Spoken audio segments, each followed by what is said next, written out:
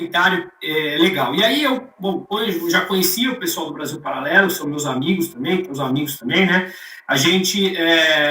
Eles me convidaram para o então podcast deles, o Conversa Paralela, e ali teve uma visibilidade muito grande, o podcast disso, e aí um dia a gente falou, vou para a Venezuela, eu e o Fábio.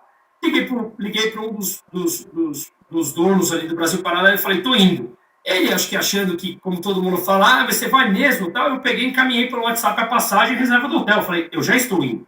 Aí ele falou assim, cara, então posso mandar uma equipe com vocês? Eu falei, claro, primeiro que eu sou assinante de vocês há muitos anos, segundo que eu sou admirador do trabalho que vocês fazem, terceiro que, mandar alguém com total competência e profissionalismo como vocês têm, vamos embora. Então foi assim. Então esse documentário que estreia hoje para assinantes às 8 horas, ele vem quebrando paradigmas dentro da Brasil Paralelo. Primeiro, ele é o primeiro que tem personagem definido, que sou eu e o Fábio, né? E segundo, que ele foi gravado só com celulares. Então foram 2 celulares, 2 câmeras-mans ali, o roteirista e o diretor fazendo com a gente. E, de novo, não é uma história contada como tantos outros, só pela nossa ótica. É história contada pela ótica dos próprios venezuelanos. Então somos nós na rua de Caracas, somos nós conhecendo empreendedores locais, ficamos 2 dias dentro das favelas por lá, tivemos autorização do tráfico, fomos autorizados pela milícia, filmamos milícias, enfim, convivemos com toda a realidade venezuelana que vocês vão ver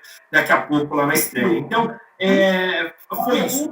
A pergunta que não pode fugir aqui, né? O que mais te chamou a atenção, o que mais te chocou, o que você não esperava e viu? Porque eu, por exemplo, nunca fui para a Venezuela, como nunca fui para Cuba. Hoje em dia eu não iria, por motivos óbvios, teria medo, mas eu espero uma certa visão que é a favela do Rio piorar. O que vocês encontraram lá e o que te chamou mais atenção, Bruno?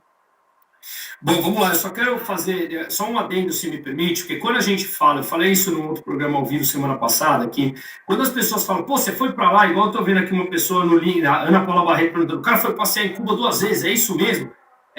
Gente, eu como economista, eu preciso trazer, eu gosto de trazer informações novas. Tem pessoa que está tão polarizada a coisa que fala, porra, o cara esquerdista foi para lá. Gente, se vocês me acompanham em redes sociais, tem alguma coisa que eu não tenho, nem um pé nem próximo da esquerda. Então, que deixe bem claro esse nível de polarização, porque as pessoas, assim, a gente precisa entender com os próprios olhos o que está acontecendo. Só acreditar em notícias de jornais enviesados aqui não nos dá uma resposta, e o que eu quero é mostrar a realidade para as pessoas aqui, olha a nossa volta e fala, e aí, será que o Brasil pode ir para esse caminho? Então, nada melhor do que ver em loco esse tipo de coisa, né?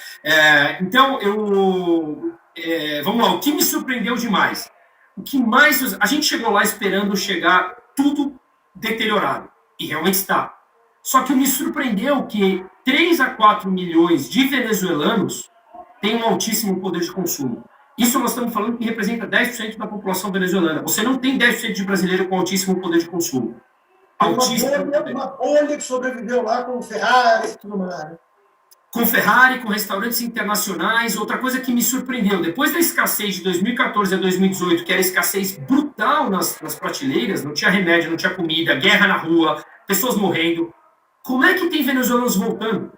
Como é que o dinheiro, certa parte do dinheiro voltou? Como é que tem um boom de construção, 2, 3 bairros em Caracas? Como é que a loja da Ferrari voltou? Por que o shopping que tinha sido expropriado com os MST de lá, que invadiram o shopping, por que esse shopping voltou com grifes internacionais? Por que eu tive que ir em restaurantes Michelin, que me fizeram reserva e eu tive que esperar horas para conseguir sentar naquele restaurante para conhecer como era a prestação de serviço dentro de Caracas?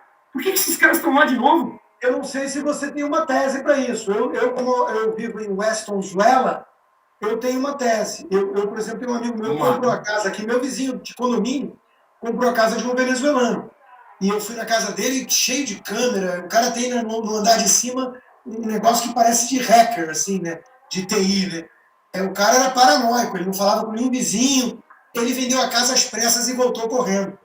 Minha tese é o seguinte: tem aquela bulicracia, né, que chamava, aquela nomenclatura toda ligada ao sistema corrupto, né?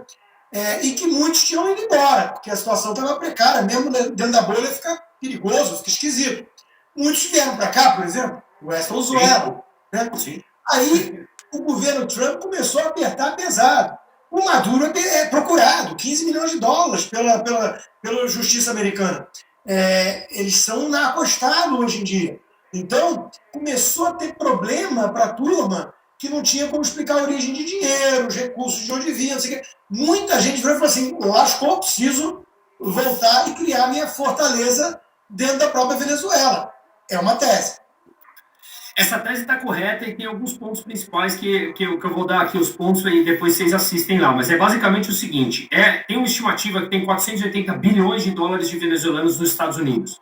O governo Biden começou a congelar muito desse dinheiro. Então, como o governo Maduro percebeu que eles chegaram ali no fim do poço, como qualquer um aqui sabe, um país em guerra não é bom para o governo, porque custa dinheiro e a Venezuela não tem mais dinheiro para absolutamente nada, ele começou a fazer micro aberturas. O PIB da Venezuela caiu 75% desde 2013. Quando você cai numa base estatística, você parte de menos 75%, se você chega em menos 50%, parece uma super melhoria quando você ainda está lá no fundo. Mas foi uma super melhoria para os caras. E o governo, primeiro, dolarizou a economia. E segundo, ele acabou com a imposição de preço teto, que não precisa ser nenhum economista brilhante para saber que imposição de preço teto leva à escassez. Então, o que ele fez? Ele permitiu esses micro-respiros. Ele não mudou a Constituição. Ele continua para a Constituição, mas ele faz vista grossa. Se ele não gosta do Constantino, ele chega lá no teu empreendimento e manda fechar porque você não tem preço teto. Mas ele sabe que ele não consegue mais fazer isso porque eles chegaram praticamente numa guerra civil. Então, a dolarização, o fim da imposição do preço teto e o congelamento dos venezuelanos do dinheiro nos Estados Unidos começou a repatriar uma parte desse dinheiro. O sistema bancário lá é nulo, porque ninguém quer guardar em bolívares. Então, é uma economia dolarizada, ninguém pode guardar em dólar, porque tem que guardar em bolívar, então todo mundo guarda dinheiro em casa, ou construindo prédios, para essa população de 3, 4 milhões que tem alto poder de consumo. Isso gera emprego, isso você precisa comprar cimento, precisa contratar ferro, precisa gerar gente pedreiro e arquiteto, e você começa a ter uma micro bolha funcionando, que é uma economia capitalista nessa micro bolha. E isso leva a uma renda. Um capitalismo permitido pelo ditador absolutista. Totalmente. É isso. Totalmente. Mas assim, em paralelo, desculpa te cortar, em paralelo a gente foi em shoppings de classe alta que você lava a mão no balde. E você vai para a descarga, você pega o balde e joga, porque o sistema de água é completamente deficitário. Eu tenho vídeos fazendo isso. Né? Então, energia é deficitário, a água, se você é rico, você cava uma fossa do lado da tua casa para ter o suministro direto. Então, assim, é uma perversidade que se vive lá. O Maduro está na lista dos demônios que vem assombrando o mundo moderno. Bom, não entrega muito mais não, que estreia hoje, então, no Brasil Paralelo, o documentário, para assinantes. Ele é só para assinantes, então a estreia oficial vai ser dia 13, mas de hoje às 8 já é para quem é assinante. Se você quem assinar no meio do caminho também passa a ter acesso, tá? E a expectativa é que esse esteja entre os tops de venda da história do Brasil Paralelo e justamente por tudo que a gente está vivendo, né? E por ser esse formato diferente. Então, gente, eu me coloco à disposição para falar, minha rede social é aberta, quem tiver dúvidas, questionamentos, quiser que eu mande vídeo, eu mando foto, eu estou aberto para isso. Então, eu acho que a forma de tentar contribuir com o que está acontecendo nesse triste país aqui é trazer informações de alguma forma diferente, Gustavo. É isso aí, Musa. Brigadão. É isso aí. O recado da Venezuela, eu sou você amanhã para o Brasil. Então, fiquem espertos para não deixarmos chegar nessa situação. Só um spoiler rápido, que o nome chama Infiltrados Venezuela. A ideia é que se nós conseguirmos, isso será realmente uma série Infiltrados por vários países, para a gente, de novo, mostrar simplesmente a realidade com os próprios olhos dos moradores. Cara, mas eu conheci sua esposa, conheci a filhinha fofa, só não vai para a Coreia do Norte, pelo amor de Deus, mas tudo bem. Ela não deixou, estaria nos meus planos, mas ela não deixou. Tá bom. Valeu, Musa. Obrigado, viu? Obrigado pelo teu espaço, gente. Muito obrigado. Parabéns por tudo. Beijão aí. Valeu. É muito legal, né? E corajoso, realmente, ir para a Venezuela e investigar in loco a desgraça socialista e a bolha que está sendo inflada de novo por conta de várias circunstâncias aí que ele explicou por alto.